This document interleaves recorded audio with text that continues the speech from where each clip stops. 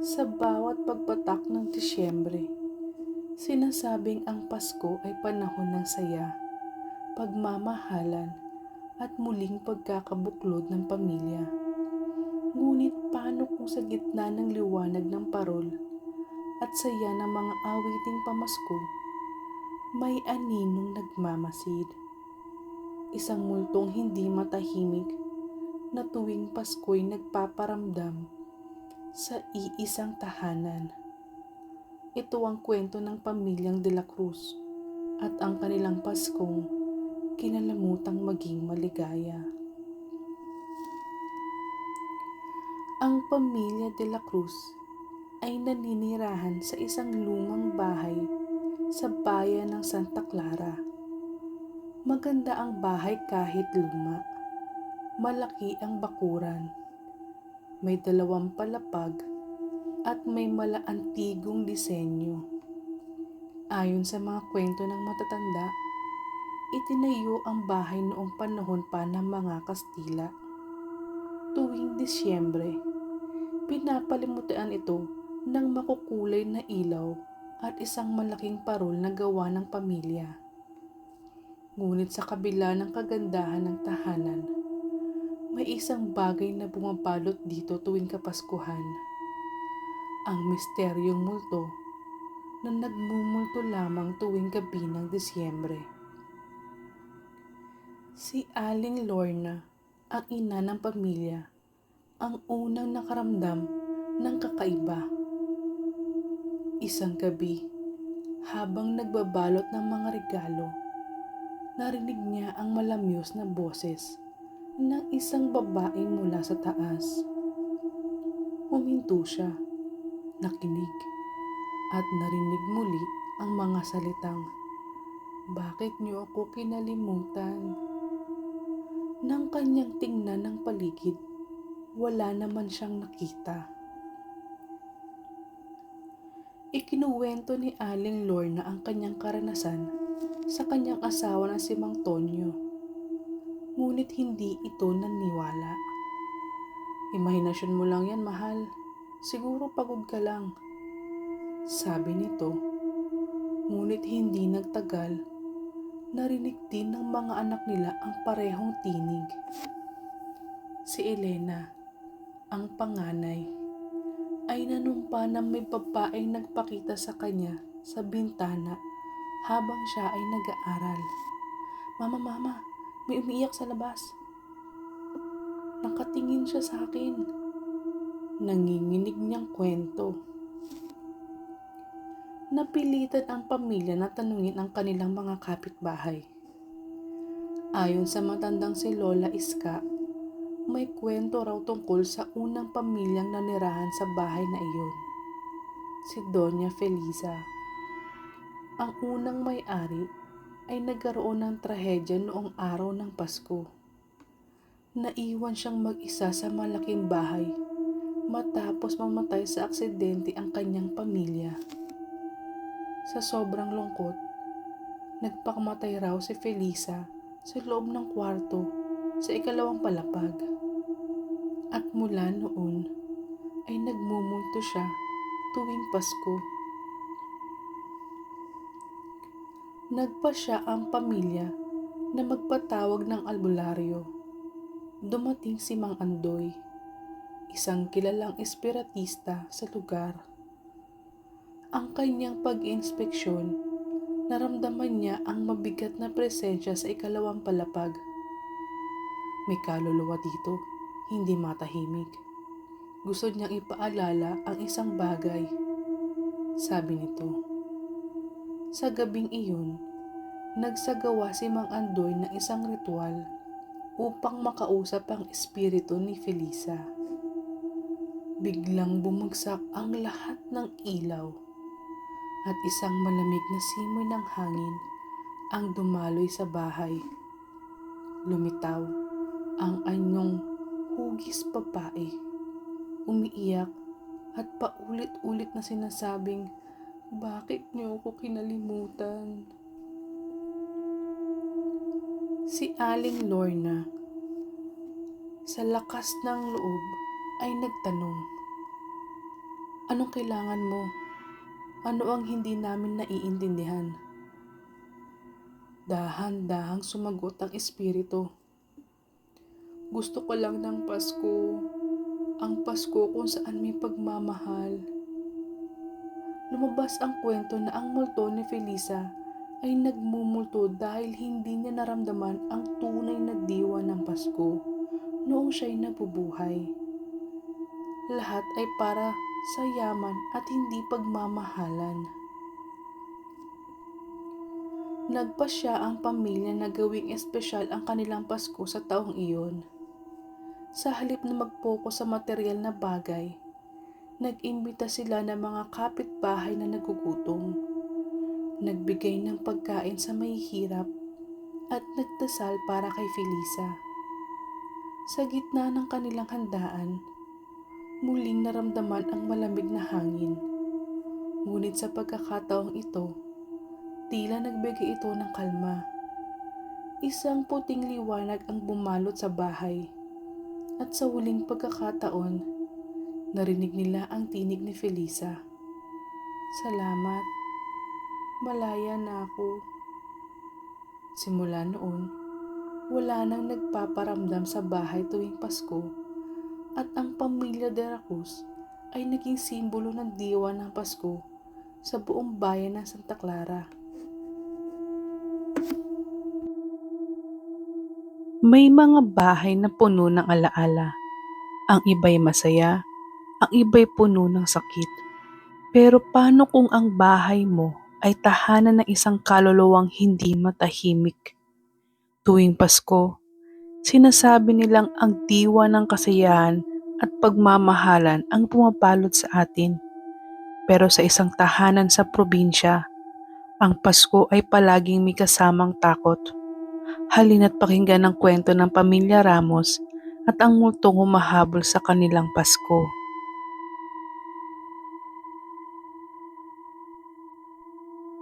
Ang simula ng pagmumulto. Ang pamilya Ramos ay kakalipat lamang sa isang lumang bahay sa baryo ng San Vicente.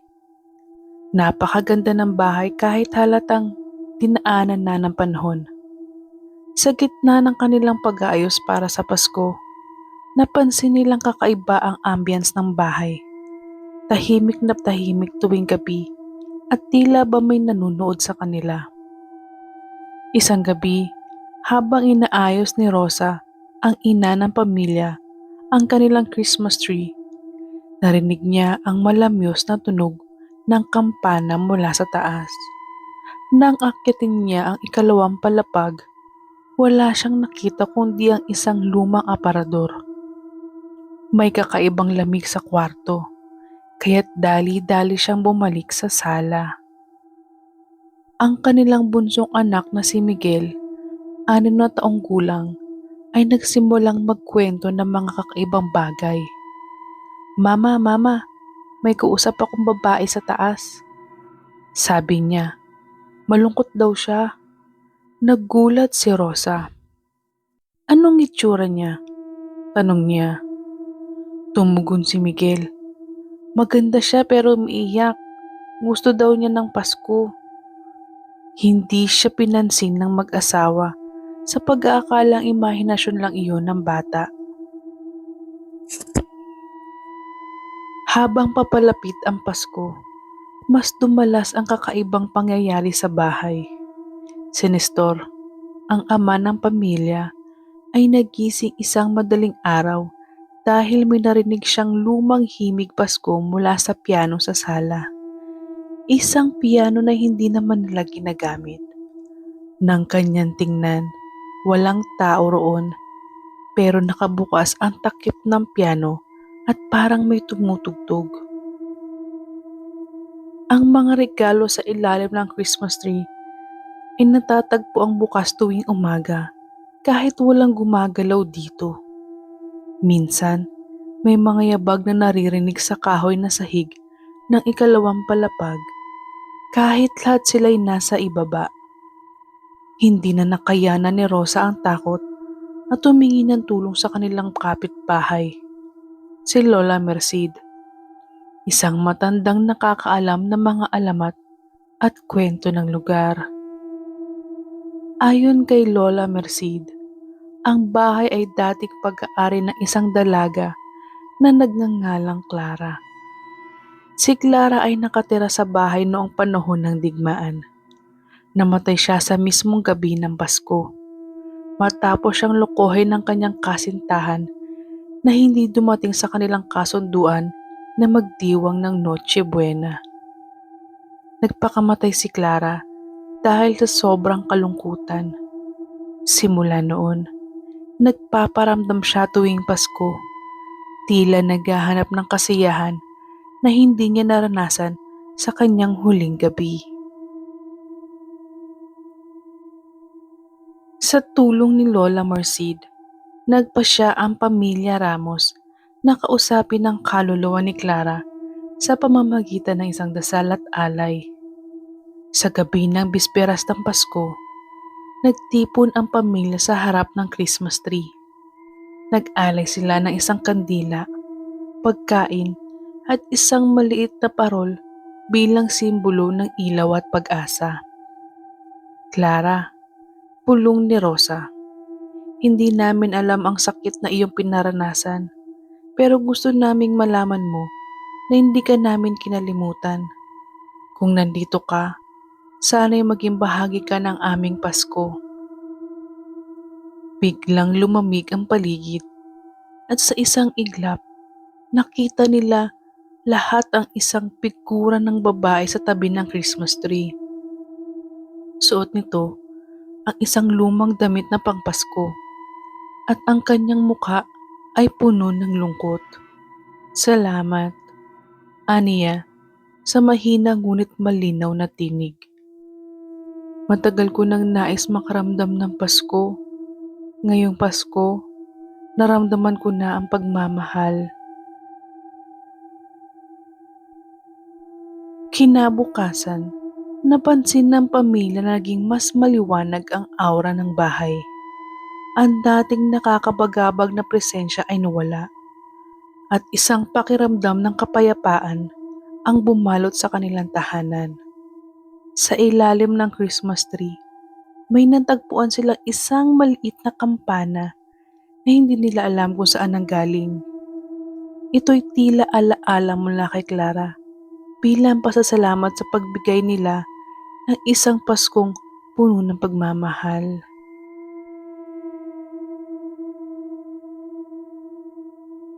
Sa bayan ng San Cristobal, sinasabing ang Pasko ay hindi palaging puno ng saya. Sa isang luma at liblib na bansyon, sa gilid ng kagubatan, isang pamilya ang nagpasya na magdiwang ng Pasko sa isang lugar na puno ng hiwaga at dilim. Ngunit sa halip na liwanag at pagmamahalan, ang kanilang bakasyon ay napuno ng kilabot at takot. Ito ang kwento ng Paskong puno ng lagim. Ang pamilya Reyes ay nagpasya na ipagdiwang ang Pasko sa isang kakaibang paraan. Imbis na sa syudad, pinili nilang umarkila ng isang mansyon sa liblib na lugar upang magpahinga at magsama-sama. Ang mansyon ay isang antigong estruktura. May malaking haligi at bintanang tila nakamasid. Bagamat napapalibutan ng kagubatan, maganda ang tanawin at tila perpekto ito para sa kanilang retreat. Ang ganda dito, sabi ni Mateo, ang bunso ng pamilya. Parang sa pelikula.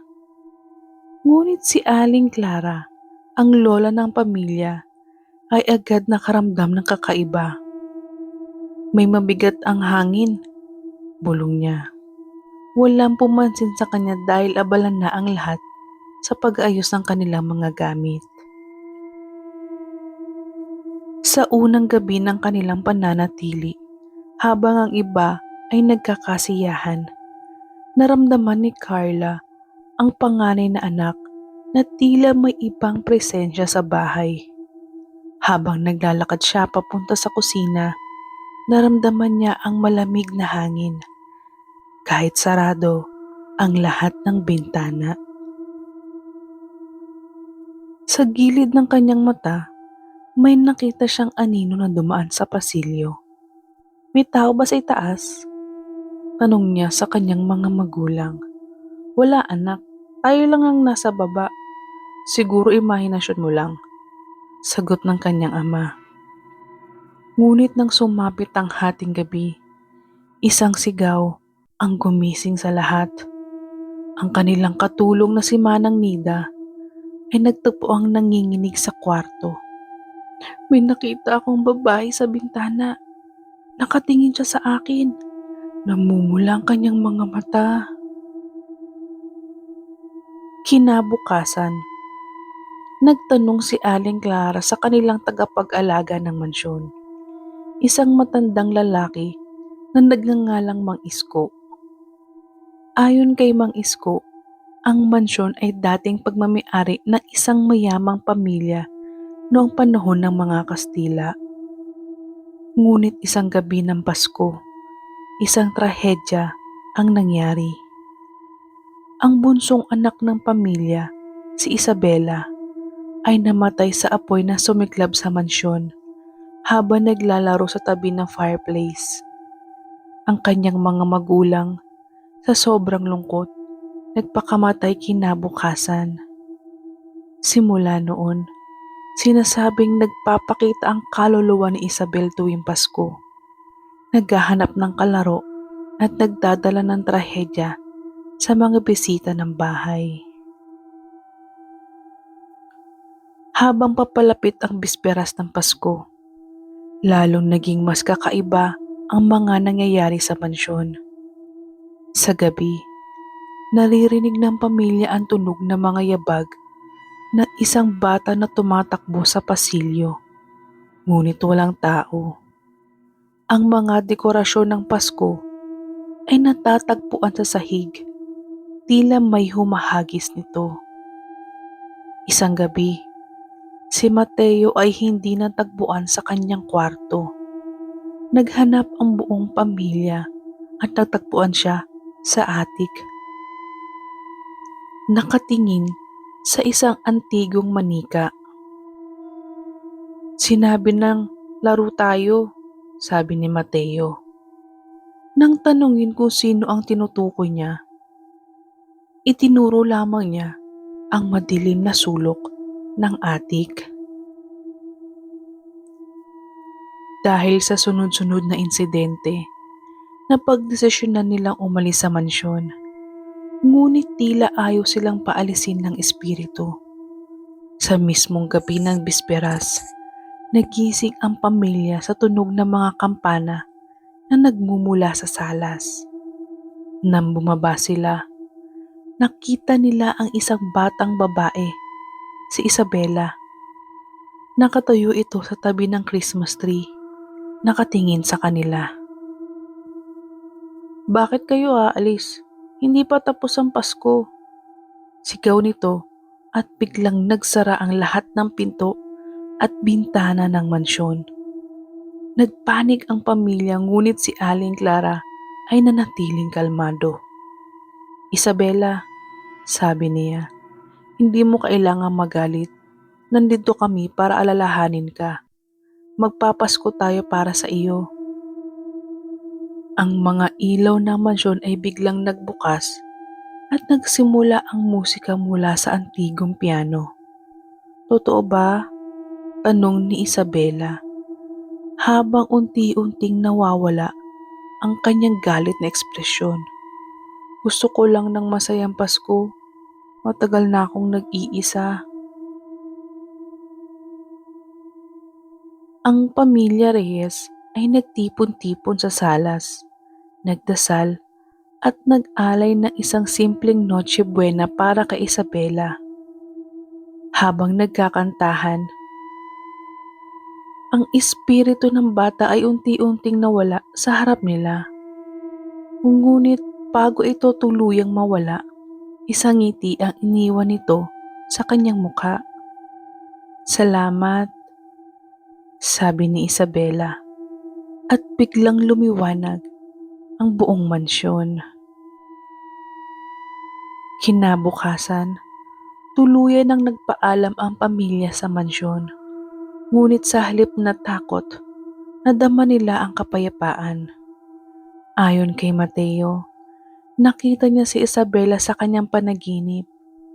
Masaya na siya, nakahanap na siya ng pamilya ngayong Pasko. Hindi na muling bumalik ang pamilya Reyes sa mansyon. Ngunit sa tuwing Pasko, alaala nila ang isang batang espiritu na minsan nagdala ng lagim, ngunit kalaunan ay naging simbolo ng isang Paskong puno ng pagmamahalan at pagpapatawad. Sa mundo ng dilim at hiwaga, ang Pasko ay nananatiling panahon ng pagbibigayan, kahit sa mga nilalang na hindi na natin nakikita.